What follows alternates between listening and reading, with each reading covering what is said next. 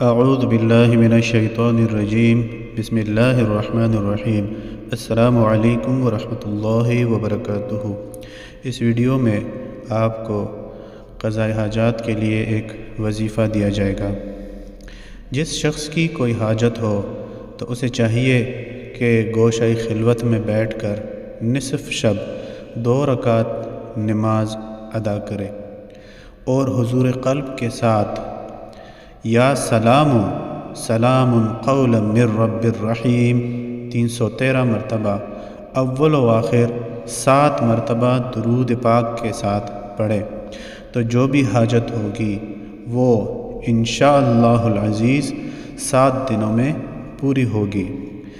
یا سلام وہ بابرکت اسم الہی ہے کہ جس کے پڑھنے سے انسان پر منڈلاتے ہوئے خطرات کے بادل ہمیشہ کے لیے چھٹ جاتے ہیں، اور اس کو پڑھنے سے ہر قسم کے خطرات سے انسان محفوظ رہتا ہے۔